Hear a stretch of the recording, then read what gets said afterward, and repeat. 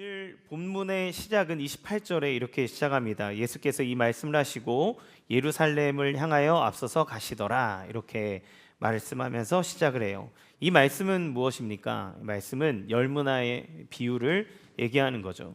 열무나 비유는 주인이 일을 다 이룰 때까지 주인이 반드시 돌아올 것이기 때문에 신실하게 그 종들은 주인의 명령에 따라 기다려야 한다는 것을 의미했습니다. 그들이 생각하는 것처럼 당장 로마가 무너지고 그들이 원하는 어떤 그림이 이루어지는 것이 아니라 하나님께서 정하신 때가 있고 일이 있으니 그것을 위해서 기다려야 된다라고 예수님 얘기하시죠. 그리고 그 주인은 신실하게 그것을 반드시 이룰 거기 때문에 그것을 믿으라고 말합니다. 그래서 이제 예루살렘을 향해서 앞서서 가십니다. 앞서서 간다라는 것은 무엇을 보여주나요? 예수님의 단호한 결심을 보여주는 말로 이해할 수 있습니다. 주인이 그 먼 길을 왕위를 얻기 위해서 떠났던 것처럼 예수님은 결심하고 가시는 거예요. 어떤 결심입니까? 사람들의 인기를 얻는 길이 아니라 하나님의 뜻을 이루려는 결심입니다. 이 사람들이 지금 원하는 그 무언가가 아니라 정말 하나님의 큰 뜻을 이루려는 결심이고, 자신에게 다가올 시간이 말로 다할 수 없는 수치와 고난의 자리라 할지라도 반드시 그 길을 걷겠다는 결심입니다. 십자가에 당신을 제물로 내어줄지라도 당신의 사랑하는 백성들, 우리들을 구원하겠다는 결심입니다. 죽음의 자리에 들어간다 할지라도 부활하여 그 백성들을 절대로 포기하지 않겠다는 결심입니다. 그 앞서서 가신다는 결심은 당신이 그 길을 주도적으로 기꺼이 가겠다는 결심인 거예요. 그래서 여기서부터는 예수님이 이제까지 해오던 것과 다른 태도를 취하십니다. 적극적으로 자기를 드러내세요. 여러분, 인생에는 하나님이 숨어 계시는 것처럼 여겨질 때가 있어요. 계신가? 계시긴 한데 역사하시나? 왜 가만히 계시지? 침묵하시지? 이러는 때가 있고, 어느 때는 그가 적극적으로 자기를 막 드러내시는 때가 있습니다. 그런데 중요한 것은 무엇이냐면 그 모든 하나님이 하시는 일의 끝에는 우리를 향해 가장 좋은 것을 주기 원하는 하나님의 뜻이 있다는 거예요. 드러내심도, 잠시 드러내지 않으심도 다 이유가 있는 것이죠. 따라서 모든 순간에 대해서 우리가 그 우리를 향한 그 대상의 마음을 안다면 그 즉각 그 무언가가 일어나지 않는다 하여도 우리는 기다릴 수가 있는 거예요. 기대할 수가 있는 겁니다. 그런 의미에서 오늘 본문은 우리 예수님이 어떤 분이신지, 우리의 주님으로 오신 분이고 그 주님 앞에 섰을 때 우리는 마땅히 어떤 태도를 취해야 하는지를 극명하게 보여주는 장면이라고 볼 수 있어요. 우리 인생이 나의 나라를 세우기 위해 하나님을 도구로 쓰는 과정이 아니라 우리에게 가장 좋은 것 주시는 하나님이 진정한 우리의 왕으로 우리를 다스릴 만한 신실한 분으로 오신다면 그 진정한 왕의 통치를 받아들이는 여정이 되기를 원합니다. 그래서 오늘 이 본문 안에서는 특별히 왕을 맞이하는 세 가지 풍경을 볼 수 있는 것 같아요. 그 세 가지를 함께 만나보려고 합니다. 첫 번째는 모든 것을 아시고 예배하시는 주님을 볼 수 있어요. 30절부터 31절 같이 읽겠습니다. 시작. 이르시되 너희는 맞은편 마을로 가라. 그리로 들어가면 아직 아무도 타보지 않은 나귀 새끼가 매여 있는 것을 보리니 풀어 끌고 오라. 만일 누가 너희에게 어찌하여 푸느냐 묻거든 말하기를 주가 쓰시겠다 하라 하시매. 예수님은 예루살렘에 가까워오자 그냥 걸어 들어가지 않으시고 나귀를 타고 들어가려고 하십니다. 이때 예수님께서 나귀를 가져오라고 하면서 뭐라고 얘기하냐면 주가 쓰시겠다고 해라, 이렇게 얘기하는 거예요. 이게 여기에서 여러분 주목해야 될 말이 뭐냐면 주가라고 하는 겁니다. 주. 처음으로 예수님이 자기 자신을 주라고 얘기를 하세요.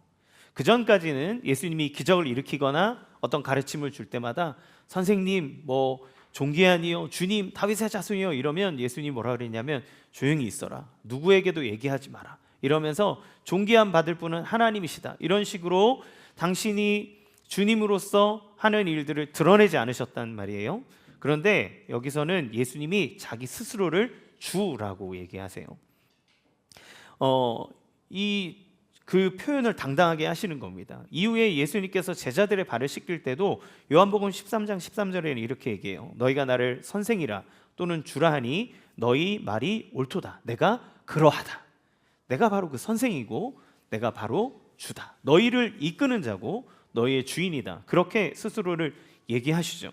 그것은 아마도 이제 예루살렘에 들어가셔서 하시는 사역이 주님으로서 온전히 드러나는 사역의 절정이기 때문에 그런 것 같아요.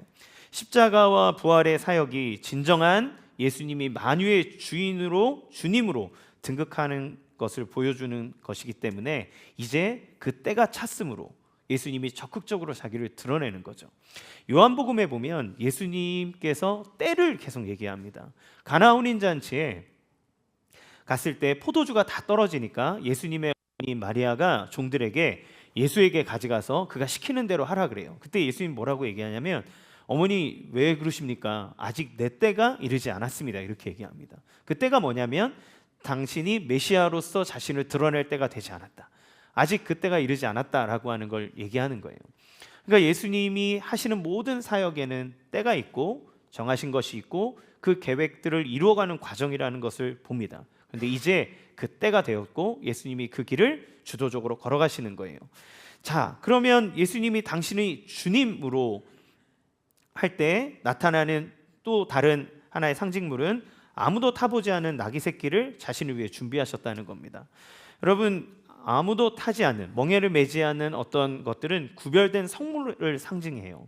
민수기 19장 2절에는 이렇게 기록하고 있습니다. 시작. 여호와께서 명령하시는 법의 율례를 이제 이르노니 이스라엘 자손에게 일러서 온전하여 흠이 없고 아직 멍에 매지 아니한 붉은 암송아지를 내게로 끌어오게 하고. 하나님에게 제물을 드리거나 뭔가를 바칠 때 그거는 순결한 것인데 멍에를 매지 않는 그런 것을 사용하도록 하셨어요. 그러니까 거룩한 용도로 쓰일 짐승을 예수님이 준비하신 거죠. 당신이 타는 짐승이 거룩한 용도로 사용된다라고 하는 걸 예수님이 보여줌으로써 구별된 걸 사용합니다. 자, 이때 제자들에게 말씀하실 때 누가 너희에게 어찌 푸냐 이렇게 물어보면 주가 쓰시겠다라고 말하라고 얘기하세요. 그러면 내어준다 이렇게 얘기하는 거죠. 여러분, 이건 무엇을 보여주십니까? 예수님이 주님으로서 명령하시는 분이라는 거예요. 그가 명령한즉 그 명령한 것이 되어지는 겁니다. 말씀하는 것은 그대로 되는 주님이에요. 그가 스스로를 주라고 칭했을 때 그는 하나님으로 명령하십니다. 태초에 하나님이 천지를 창조했을 때 창조의 기사는 하나님의 위엄과 능력과 권위를 보여주는 거예요. 그 창세기의 목적은 거기에 있습니다. 하나님의 권위는 그가 말씀하신 즉 말씀한 것이 된다라는 것을 보여주는 거예요. 하나님은 명령하시고 하나님은 말씀하시고 그 말씀하시는 것은 반드시 이루어지는 하나님이라는 것을 창조의 행위를 통해 보여주는 거죠. 그러니까 이 명령은 단순히 나귀 한 마리 빌려와라가 아니라 그가 주님으로서 말씀하시는 주권적인 선포입니다. 명령인 거예요. 명령은 단순한 추측이 아니에요. 어느 집에 가다가 물어보고 아무 말 안 하면 갖고 오고 아니면은 딴짓 가고 이런 게 아니라 주님이 정하고 가서 가져오라고 얘기하는 겁니다. 자, 예수님은 이 모든 걸 통해서 모든 걸 보고 아시는 주님이라는 것을 당신이 선언하는 거예요. 예수님은 시공간을 초월해서 그 나귀와 나귀의 주인을 보고 계셨습니다. 바로 여호와 이레의 하나님이심을 예수님이 드러내시는 거예요. 창세기 22장에 보면 하나님께서 아브라함에게 100세에 낳은 너의 아들을 나한테 바쳐라 이렇게 얘기를 합니다. 그때 아브라함이 하나님 말씀에 따라 순종해서 자기의 아들을 제물로 바치기 위해 모리아 산으로 올라가죠. 그래서 이삭을 제단 위에 올려놓고 그 아들을 딱 죽이려고 할 때 하나님이 다급하게 아브라함을 말립니다. 아브라함아, 아브라함아, 내 아들에게 손대지 마라. 내가 너의 마음을 알았다 라고 하면서 이삭 대신 바칠 제물을 준비하셨는데 보니까 나뭇가지에 순양이 뿔이 걸려서 있는 걸 본 거죠. 그리고 그 순양을 가져다가 하나님 앞에 제물로 드리면서 그 아브라함이 그곳 이름을 여호와 이레라고 불러요. 하나님이 그 산에서 준비하시리라. 그러니까 그러니까 준비하시는 하나님이라는 의미로 그 땅의 이름을 부릅니다. 여러분, 그런데 이 여호와 이레라고 하는 말의 어근이 라라는 히브리 단어는 보다라는 의미가 있어요. 그러니까 여호와 이레, 하나님이 준비하셨다라고 하는 의미는 뭐냐면 하나님이 미리 보셨다. 그 자리를 이미 아셨다. 그러니까 준비하셨다는 건 아셨기 때문에 준비했다는 것을 의미합니다. 그러니까 예수님께서 제자들을 보내실 때 그가 어느 동네에 가면 어떤 나귀가 메어 있을 것이고 주인이 어떻게 반응할지를 보셨고 예비하셨다는 거예요. 어떤 일이 일어납니까? 그들이 가서 나귀를 푸는데 왜 가져가냐? 주가 쓰시겠답니다. 그러니까 주인이 그대로 그걸 내어놓죠. 우연히 하나 얻어 걸린 집에서 빌려온 것, 훔쳐온 것이 아니라 전지하신 하나님으로 여호와 이레의 하나님으로 준비하시는 분으로서 당신이 왕으로서 그 자리에 등극할 모든 과정들을 가장 거룩하게 예비하고 준비하신 주님, 말씀하신 그것이 그대로 이루어 주신 주가 되신다는 것을 예수님이 보여주는 거예요. 여러분, 우리를 위해 이 땅에 오신 예수님은 어떤 분이십니까? 우리의 모든 삶을 보고 아시는 주님입니다. 우리가 마주할 문제, 삶의 사역의 현장에서 겪을 결핍, 어려움, 아픔 이미 보고 계시는 주님이에요. 보고 계시기 때문에 이미 예비하시는 분이라는 것을 기억하시기 바랍니다. 때로는 우리가 하나님의 말씀에 따라 순종하려고 하는데 순종하려고 마음은 먹었는데 아무것도 없다고 느끼는 때가 있어요. 어떻게 해야 되지? 어디서부터 시작해야 되지? 뭘 가지고 해야 되지? 이런 뭐라도 이렇게 쥐어주고 해야 될 텐데 그게 아니라 막연히 제자들이 들은 명령을 생각해 보세요. 어느 집에 몇 번지 집에 가서 두 번째 골목에 들어가서가 아니라 가면 있다는 겁니다. 얘기하면 준다는 거예요. 되게 막연하잖아요. 그런데 갔더니 그 사람이 있었고 그 나귀를 가져오는 거예요. 주님이 우리에게 명령하시고 하나님 말씀에 따라 순종해야 되는데 그런데 뭐가 없어 보이는 때가 있습니다. 그런데 여러분, 믿음의 걸음을 떼어가면 예비하신 것을 만나는 거예요. 그 자리에 그게 있습니다. 하나님이 그때를 위해 준비하시는 것들이 있어요. 아브라함이 모리아산에 그 이삭을 데리고 올라갑니다. 이삭이 물어봐요. 아버지, 제물을 드릴 장작도 있고 다 있는데 제물은 어디 있습니까? 그러니까 아브라함이 올라가면서 하나님이 다 준비하셨다 라고 올라가요.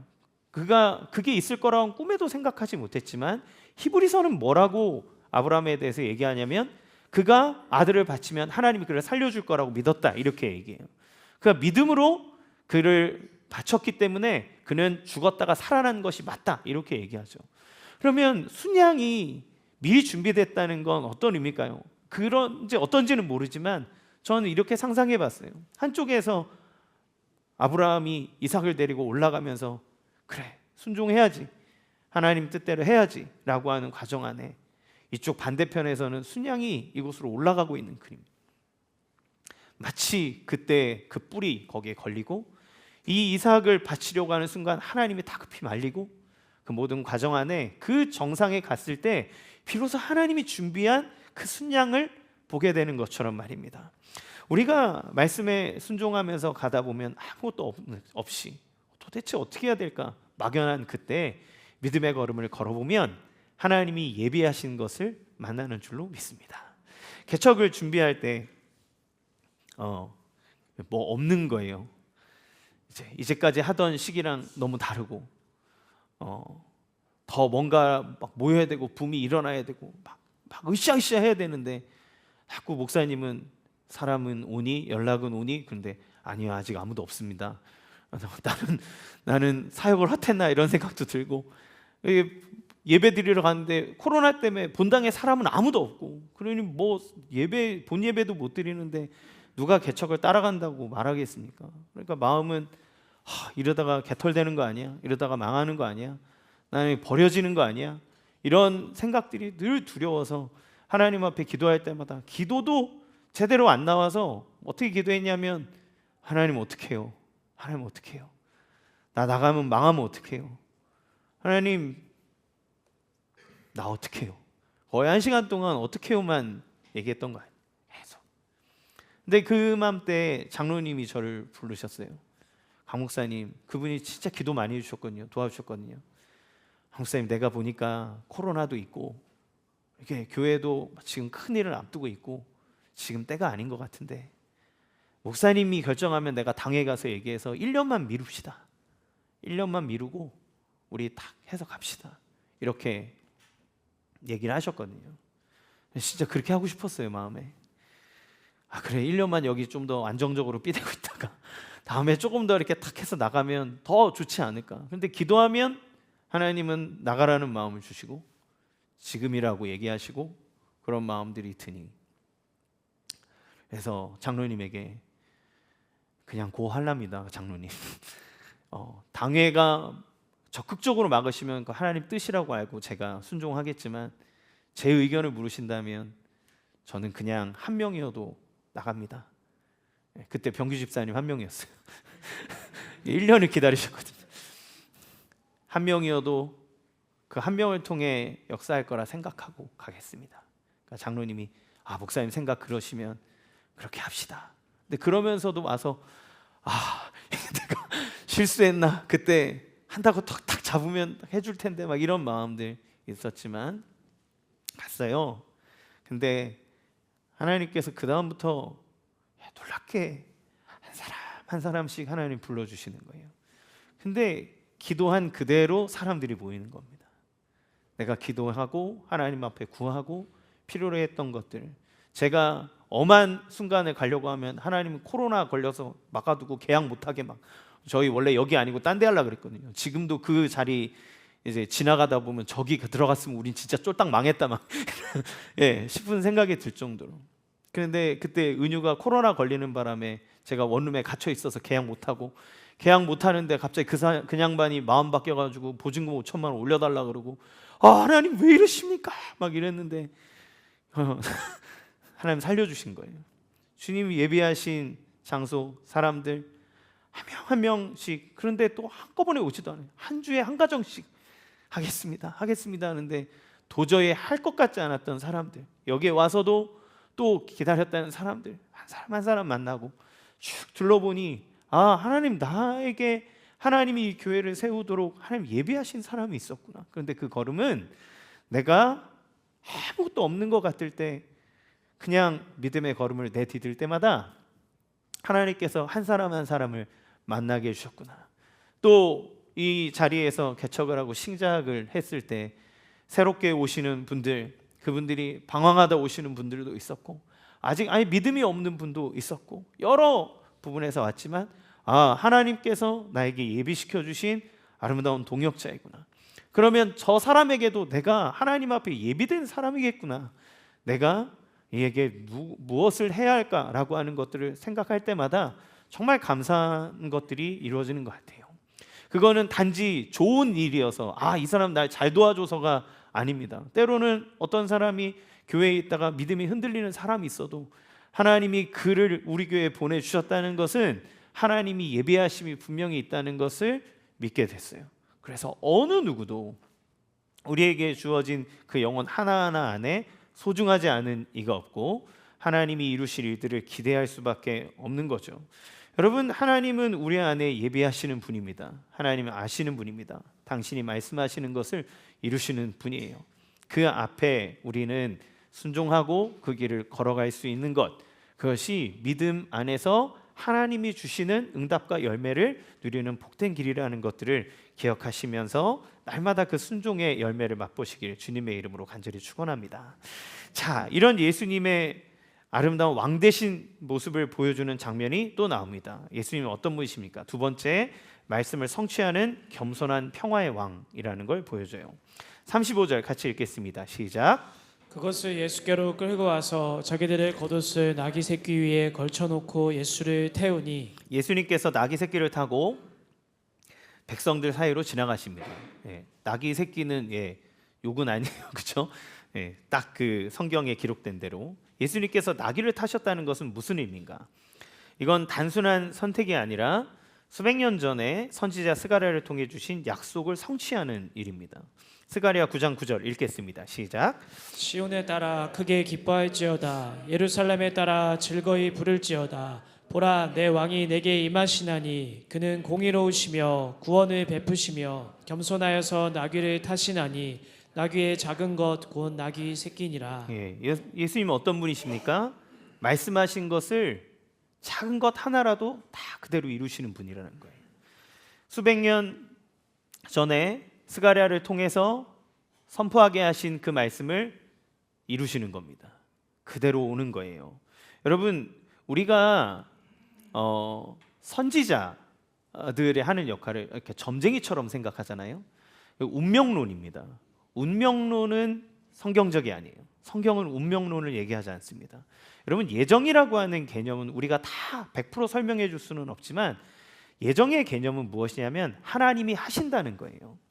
선지자가 앞에 일어날 일을 이렇게 선포하잖아요. 예언을 하잖아요. 예언이 점쟁이들이 하는 것처럼 딱 해서 앞으로 무슨 일이 일어나나, 앞으로 뭐 북쪽에서 오는 귀인을 만나, 이런 앞날을 맞히는 거는 우리의 운명론이에요. 팔자소간에 달렸다라고 얘기하잖아요. 그렇죠? 그런데 선지자들이 얘기하는 거는 다른 겁니다. 하나님이 선지자에게 알려주는 거예요. 얘야, 내가 앞으로 이런 일을 할 거야. 내가 앞으로 이렇게 펼칠 거야. 이렇게 될 거야. 하나님이 선언해 주는 거예요. 선지자는 하나님이 하신 얘기를 받아서 말해주는 겁니다. 그러면 그 일이 이루어졌다는 건 선지자가 맞췄다는 이야기가 아니에요. 뭡니까? 하나님이 그거를 그렇게 하셨다는 겁니다. 그러니까 예정의 개념은 하나님이 말씀하신 것을 한다는 거예요. 사람이 맞췄다, 운명으로 정해졌다는 개념이 아니라 신실하신 하나님이 그 자기의 선포한 말을 기억하고 반드시 그것을 하신다는 겁니다.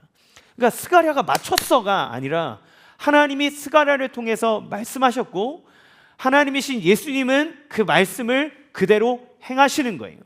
그가 이루시는 모든 과정들, 그걸 말한 이유가 있고 그걸 하시는 이유가 있는 겁니다. 여러분, 그것은 무엇을 얘기하나요? 주님은 당신이 말씀하신 것을 그대로 행하시는 신실한 분이라는 것.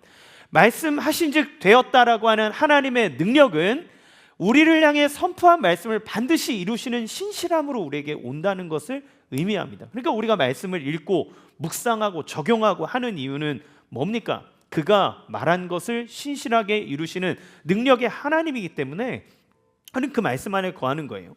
특별히 나귀는, 여러분, 나귀를 타는 거 보고 겸손의 왕 얘기하지만 나귀는 시시한 동물이 아니에요. 당시에 고대 근동에서 나귀는 평화의 시기에 왕이 순방하거나 순찰할 때 쓰는 고귀한 동물입니다.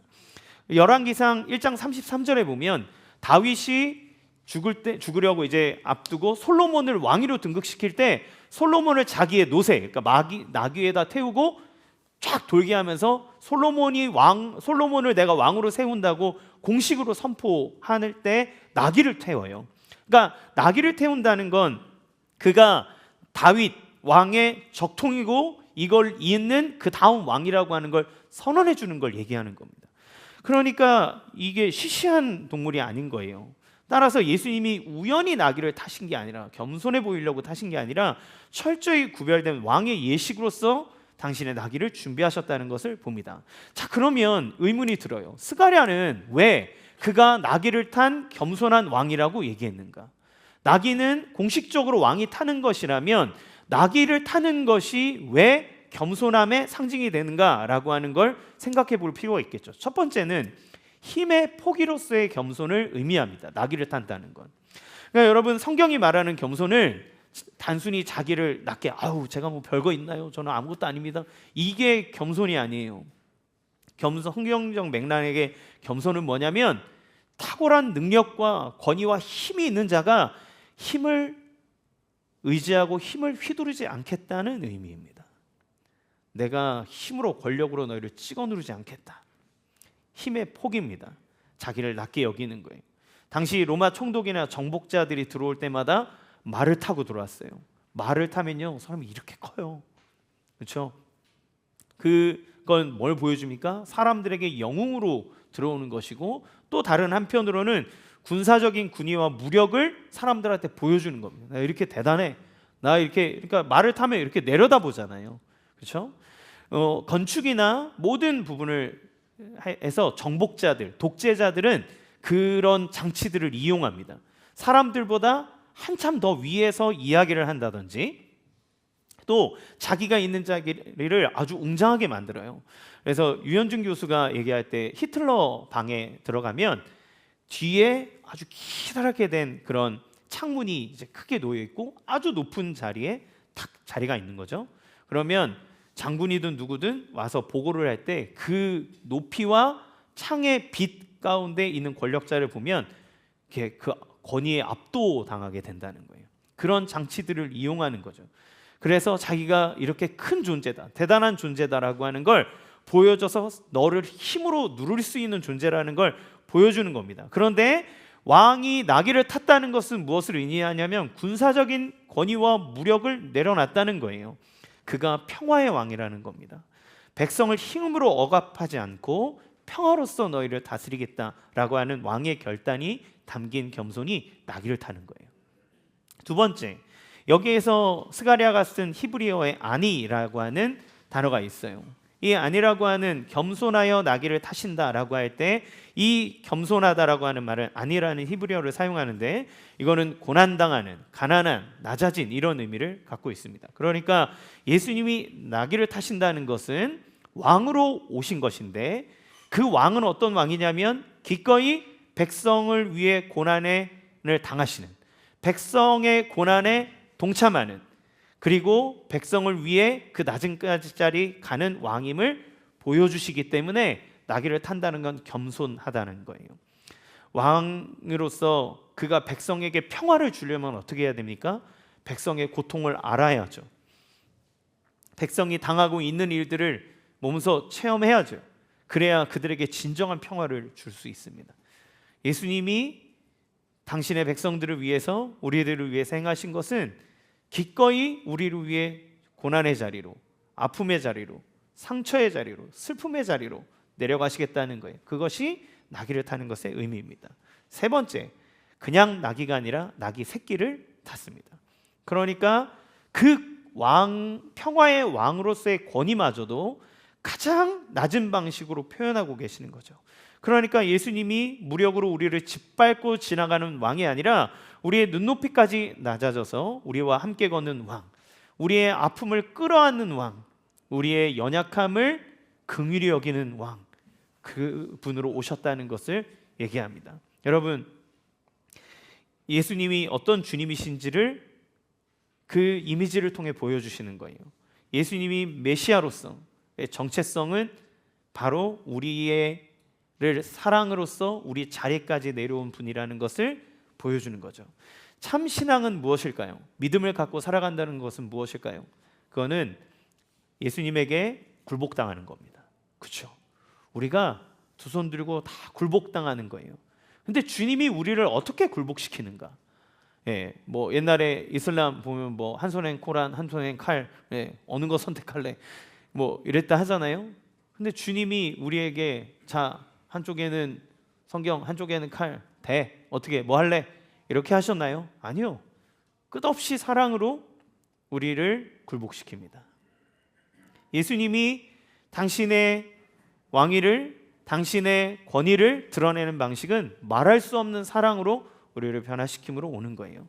예수님의 제자들이 예수님을 왜 따랐습니까? 그의 가르침을 들으니까 다른 여타 종교 지도자들이랑 차원이 다른 거예요. 와, 저분 대단한데? 따라갔더니 뭐 웬일입니까? 막 파도도 잔잔하게 하고 막 오병이어로 사람들 5,000명 먹이고 병든 자도 낫고, 야 대박이다. 베드로든 제자들이는 야, 이 사람만 따라가면 진짜 어마어마한 일들이 일어나겠다. 그 능력, 권위 이런 거 보고 따라갔잖아요. 그렇죠? 그런데 십자가에 못 박히는 순간 어떻게 됐습니까? 다 도망갔습니다. 그 자기가 생각했던 권능, 힘 이런 게 다 무너져 내리는 거 보니까 다 도망갔어요. 예수님이 어떻게 베드로가 사도가 되게 만드셨습니까? 예수님이 베드로 부활하시고 난 다음에 베드로한테 찾아와서 자, 베드로 너 몇 번 부인했어? 한 번당 10대야. 그래서 3번 부인했습니다. 막 30대 막 때려가지고 다시 한 번 너 부인하면 가만 안 두고 다리 몽둥이 분질러 버린다. 이래가지고 막 무서워가지고 예수님에게 순종하고 사도 됐습니까? 아니잖아요.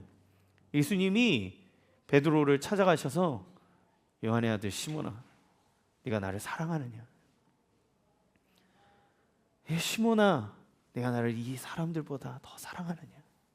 그가 그 나를 배신한 제자들을 하나하나씩 다 품으심으로써 그 말할 수 없는 예수님의 사랑에 베드로는 굴복한 거예요. 그 성령이 임하고 예수 그리스도의 사도로서 복음을 증거할 때 이전에는 도망다니는 도망자였지만 예수님 사랑에 굴복됐을 때 그가 내가 사람을 두려워해야 되겠습니까? 당신을 두려워해야 되겠습니까? 하나님을 두려워해야 되겠습니까? 나는 내가 보고 듣고 깨달은 바를 말하지 않을 수 없습니다 라고 얘기하며 하나님에게 예수님에게 죽기까지 자기의 삶을 다 내어드리는 삶을 산 거죠. 여러분 이 자리에 왜 앉아 계십니까? 하나님이 벌 줄까 봐, 내가 교회 안 오면 내 집안이 망할까 봐. 여러분 믿음이 연약하고 어릴 때는 막 안 되면 내가 하나님 뭐 섭섭하게 했나? 헌금이 좀 적었나? 뭐 10,000원 더 집어넣어야 되나? 뭘 해야 되나? 봉사를 더 해야 되나? 막 이렇게 막 두려워서 하지만 참 신앙의 길을 걸어가는 사람은 모든 순간에 나를 위해 자기의 모든 것을 내어주신 그리스도의 사랑을 알아 그 사랑에 굴복되었을 때 나옵니다. 그 사랑을 알면 우리는 우리의 것들을 내어주려고 할 거예요. 우리는 우리를 마지막까지 사랑하시는 예수님에게 반응하는 겁니다. 아멘이죠? 자, 이런 예수님의 모습에 사람들은 어떻게 반응할까요? 세 번째, 찬양과 경배를 받으시는 기뻐하시는 주님의 모습을 보게 됩니다. 36절에서 37절 읽겠습니다. 시작. 가실 때 그들이 자기의 겉옷을 길에 펴더라.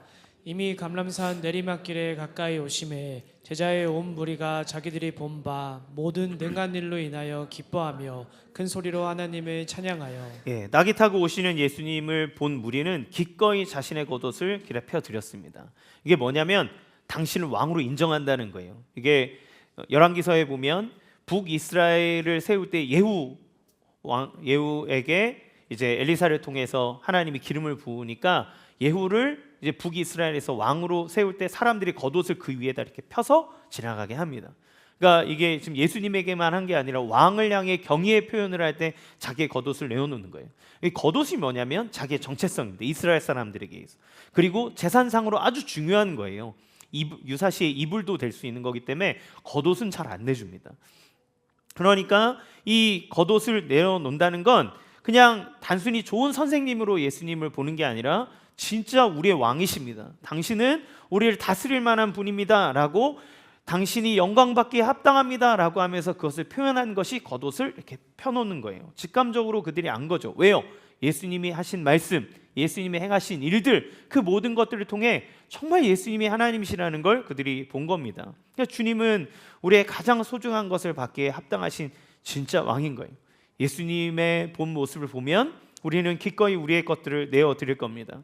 특별히 예수님이 행차하실 때 사람들은 큰 소리로 하나님을 찬양했어요. 뭐라고 찬양합니까? 38절 시작.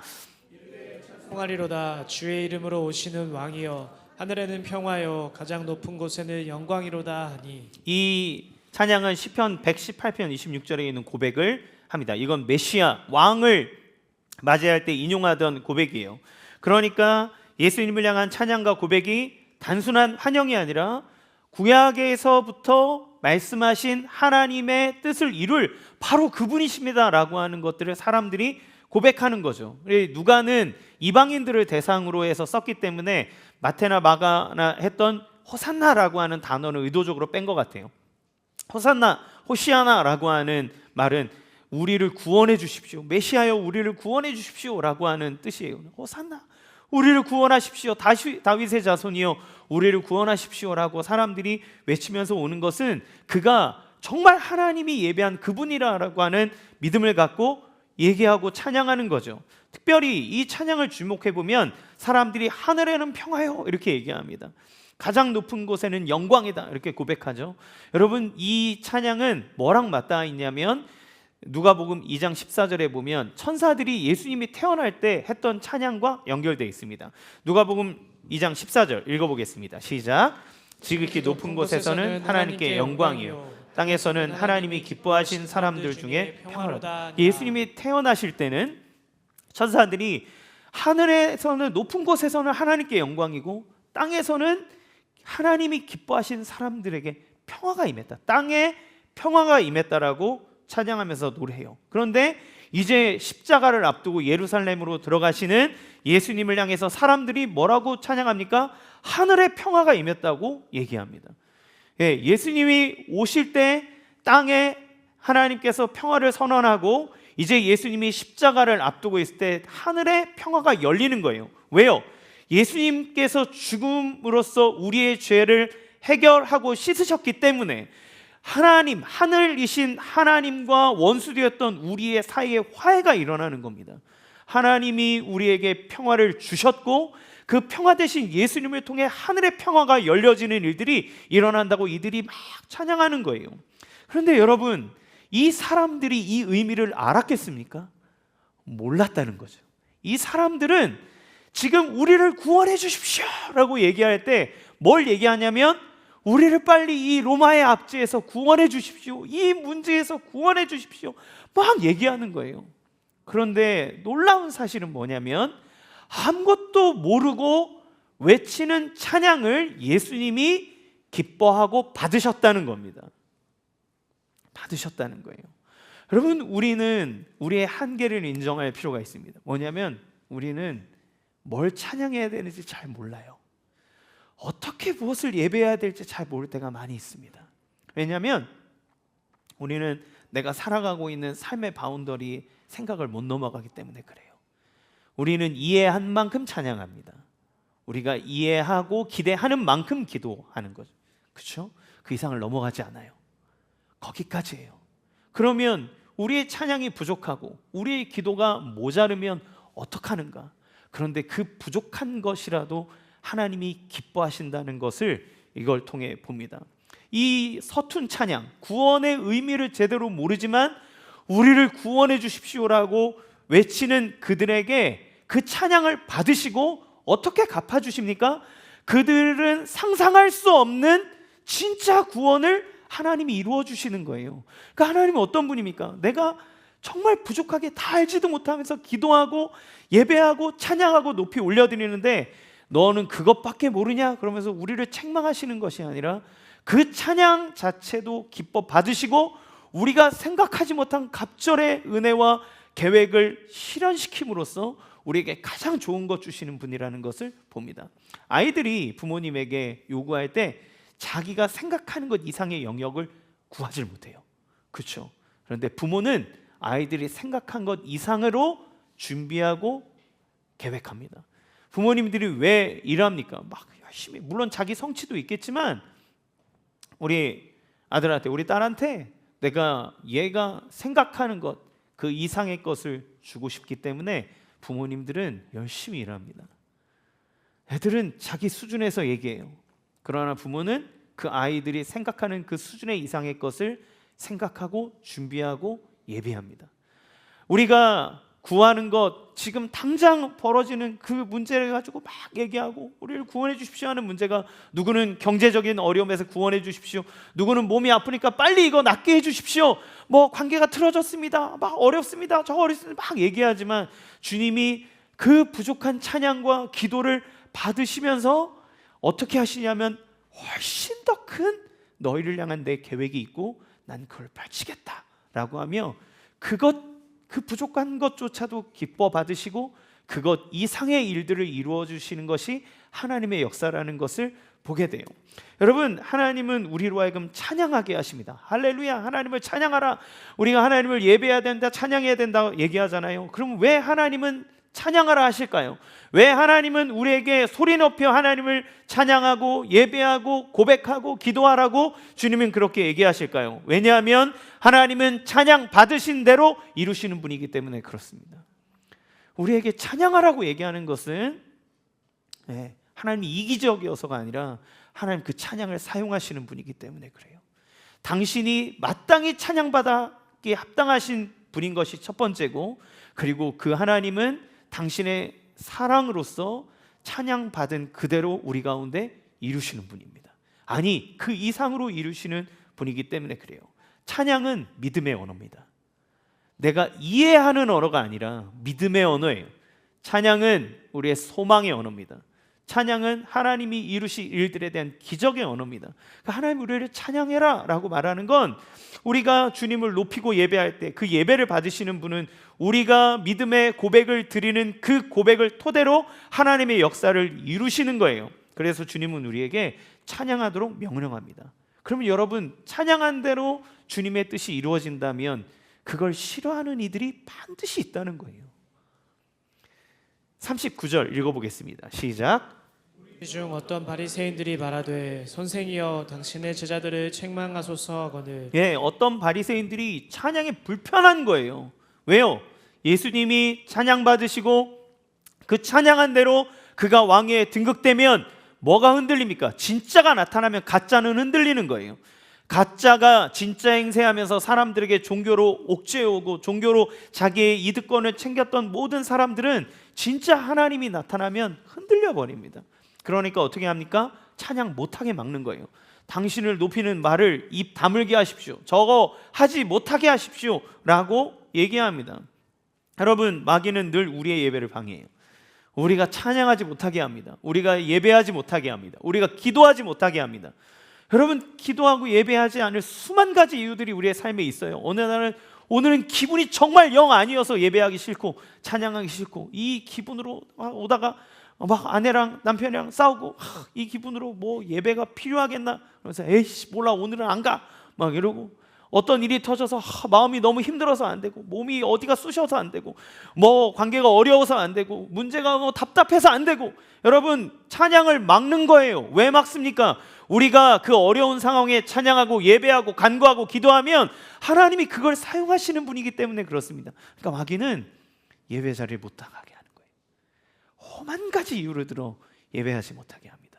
그런데 주님이 단호하게 얘기하는 거예요. 아니다, 이들은 찬양해야 한다. 나는 찬양을 받아야겠다. 그리고 반드시 그대로 내가 이룰 거다. 당신의 의지를 어떻게 보이는지 봅시다. 40절 시작. 대답하여 이르시되 내가 너희에게 말하노니 만일 이 사람들이 침묵하면 돌들이 소리 지르리라 하시니라. 돌들이 소리 지르리라. 이 하나님 예수님을 향해 찬양하고 예배하고 소리 지르는 게 뭡니까? 우리를 구원하십시오, 우리 가운데 당신의 은혜를 베풀어 주십시오라고 하는 이 고백 속에 찬양과 간구가 다 들어가는 거잖아요. 근데 너가 만약에 이 사람들의 입을 막아버리면 내가 저 돌들의 입을 열어서라도 소리치게 만들 거야. 그 얘기는 뭐냐면 그만큼 온 우주 만물 가운데 하나님이 찬양과 영광 받으시기에 합당하다는 얘기고, 두 번째, 니들이 사람들의 입을 막느냐? 그래서 하나님의 일을 막으려고 하느냐? 그러면 돌이 입을 열게 해서라도 나는 반드시 그 일을 할 거다라고 하는 하나님의 의지입니다. 여러분, 우리의 마음속에 하나님이 우리를 얼만큼 사랑하는지, 그 부족한 찬양조차도 우리에게 당신의 뜻을 위해 가장 아름답게 사용하시는 분일 뿐만 아니라 우리의 입술이 막히고 그 외부의 압박으로 인해, 그 무언가로 인해 우리가 좌절하고 넘어져서 찬양하고 예배하지 못하는 상황 가운데 있다 할지라도 주님은 그 돌의 입을 열어서라도 찬양 받으시고 찬양 받은 대로 우리의 삶 가운데 역사하는 분이라고 얘기하는 거예요. 그렇기에 은혜입니다. 그래서 바울은 얘기합니다. 항상 기뻐하라, 쉬지 말고 기도하라, 범사에 감사하라. 이는 그리스도 예수 안에서 너희를 향하신 하나님 아버지의 뜻이다. 왜 그것이 하나님의 뜻이 될까요? 하나님 앞에 기뻐하고 하나님을 찬양하고 범사에 감사하고 쉬지 말고 기도하는 그 모든 예배의 행위, 찬양의 행위를 통하여서 하나님이 우리의 삶 속에 당신의 구원과 당신이 하고자 하는 그 놀라운 선물의 역사를 이루어 주신다는 것을 예수님 보여주시는 거예요. 여러분, 만왕의 왕이 오셨는데 피조물이 찬양하지 않는 것은 불가능합니다. 찬양하지 않는다는 건 병든 거예요. 문제가 있는 겁니다. 그렇기에 주님은 찬양을 회복시키는 겁니다. 예배를 회복시키는 거예요. 주님이 영광 받으시는 것은 그 주님이 영광 받으심으로써 그 백성들에게 임하는 그 영광의 열매가 있기 때문에 그래요. 그렇죠? 결국 우리 입술의 찬양을 회복시키고 찬양을 완성해 가시는 과정은 우리를 끝까지 포기하지 않으시고 당신의 선한 뜻을 이루시는 우리를 향한 끝없는 사랑의 증거라는 것을 기억하시기 바랍니다. 결론 짓겠습니다. 이해를 넘어선 찬양과 예배로의 초대를 주님은 우리에게 하십니다. 우리는 예루살렘으로 입성하시는 왕 대신 예수님의 모습을 보았습니다. 그분은 전지하신 주권으로 명령하시는 분이고 말한 것을 이루시는 분이고 그리고 그의 뜻하시는 바대로 모든 것을 이루시는 주권이 있으신 하나님이고 주님이세요. 그 주님, 그런데 그 주님이 우리에게 오실 때 평화의 왕으로 겸손하게 오셨다. 우리를 당신의 힘과 무력으로 굴복시키는 것이 아니라 당신의 말할 수 없는 배려와 은혜와 사랑으로 우리 가운데 오셨다라고 하는 것을 얘기하죠. 그러면 그 하나님에게, 그 예수님에게 우리가 해야 되는 것은 무엇입니까? 여러분, 이 말씀을 마치며 여러분을 멈출 수 없는 찬양의 자리, 예배의 자리로 여러분을 초대합니다. 우리가 그 예배를 멈춰서는 안 되는 거예요. 그래서 첫 번째, 잘 몰라도 예배의 자리를 지킬 수 있습니다. 예루살렘의 무리들이 십자가를 이해하지 못했고 상상하지 못했지만 그들의 찬양을 통해서 예수님은 기뻐 받으셨고 그들이 뜻도 모르고 외쳤던 그 구원의 일을 온전히 이루셨다는 것을 보게 돼요. 우리가 다 이해되지 않아도 내 삶에 비록 고통의 터널을 지나도 주님이 나의 왕이심을 믿고 그 자리에 앉는 것, 그 자체가 주님께는 최고의 영광이 되고 그 예배를 통해, 찬양을 통해, 기도를 통해, 감사를 통해 하나님이 역사하신다는 걸 믿으시기 바랍니다. 그래서 두 번째, 찬양의 예배의 우리의 언어를 아끼지 맙시다. 여러분, 할 수 있는 모든 마음을 다해서 하나님을 찬양하십시오. 여러분, 할 수 있는 모든 언어를 사용해서 하나님에게 감사하고 간구하십시오. 주님이 우리의 이해가 부족하여도 그것을 하나님 이루실 거예요.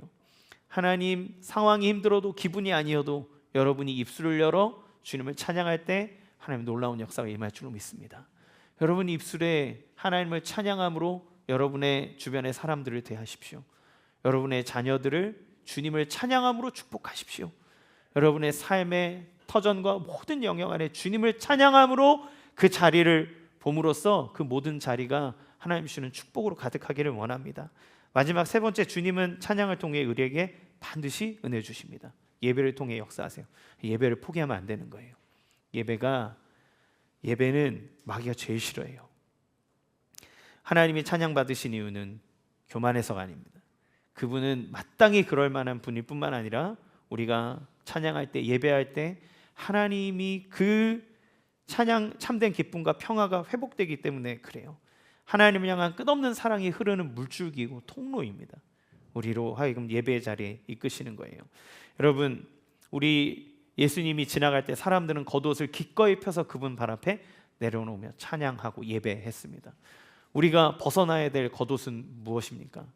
우리가 꽁꽁 싸매어 있으면서 하나님을 인정하지 않았던 것은 무엇입니까? 그것들을 펴 주님이 우리의 인생의 길을 지나가시게 할 때 하나님이 영광 받으실 뿐만 아니라 당신이 우리를 위해 행하고자 하시는 그 모든 찬양과 예배의 열매가 우리의 삶 가운데 가득하게 될 줄로 믿습니다. 그 은혜 가운데 날마다 살아가는 우리의 삶이 되기를 주님의 이름으로 간절히 축원합니다. 이 시간 같이 함께 찬양하겠습니다.